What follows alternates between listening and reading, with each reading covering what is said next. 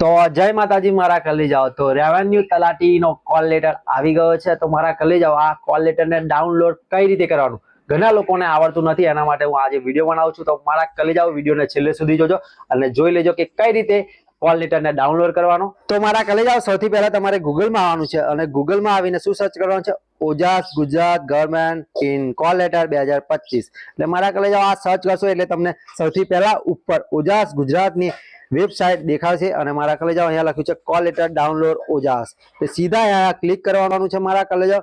પછી અહીંયા આવશે કોલ લેટર એન્ડ પ્રેફરન્સ। તો સૌથી પહેલા મારા કલેજાઓ અહીંયા જુઓ બે છે, secondary and main call letter અને પ્રિલિમ્સ એક્ઝામ કોલ લેટર। તો મારા કલેજાઓ આપણે કઈ છે, પ્રિલિમ્સ એક્ઝામ છે એટલે પ્રિલિમ એક્ઝામ કોલ લેટર ઉપર ક્લિક કરીશું મારા કલેજાઓ। પછી મિત્રો તમારે ક્લિક કરવાનું છે સિલેક્ટ જોબ।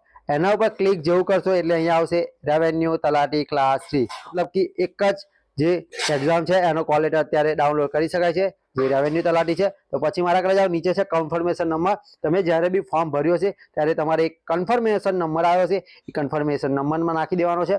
પછી તમારી ડેટ ઓફ બર્થ, તમારી ડેટ ઓફ તમને ખબર જ હશે, અને ના ખબર હોય તો મારા કલેજાઓ તમારું જે આધાર કાર્ડ હોય એમાં જોઈ લેજો પરફેક્ટ। અને મિત્રો જે આધાર કાર્ડમાં ડેટ ઓફ બર્થ હોય એ જ નાખજો તો જ થશે। અગર તો જો આધાર કાર્ડમાં અલગ હશે અને તમારી રિયલમાં કંઈક અલગ હશે તો લોચા વાગશે। અને પછી છે નીચે કેપ્ચા જે આપેલા છે એ કેપ્ચા લખી દેવાના છે, પછી પિન કોલ લેટર કરી દેવાનો છે। અને મિત્રો આટલું કરશો એટલે તમારો કોલ લેટર ડાઉનલોડ થઈ જશે અને ફટાક દઈને કોલ લેટર ડાઉનલોડ કરીને તમારે જોઈ લેવાનું છે કે તમારું સેન્ટર ક્યાં આવ્યું છે। સાચી વાત ને? તો મારા કલેજાઓ તમને આ વિડીયો થોડો બી ઇન્ફોર્મેટિવ લાગ્યો હોય, તમને થોડો બી કામ લાગ્યો હોય તો મારા કલેજાઓ લાઈક શેર અને સબસ્ક્રાઇબ કરી નાખજો। અને તમારું કોલ લેટર ડાઉનલોડ કર્યા પછી કયા જગ્યાએ સેન્ટર આવ્યું છે જલ્દીથી કમેન્ટ કરો મારા કલેજાઓ। તો હાલો હવે એક નવા વિડીયોમાં મળીશું। જય માતાજી।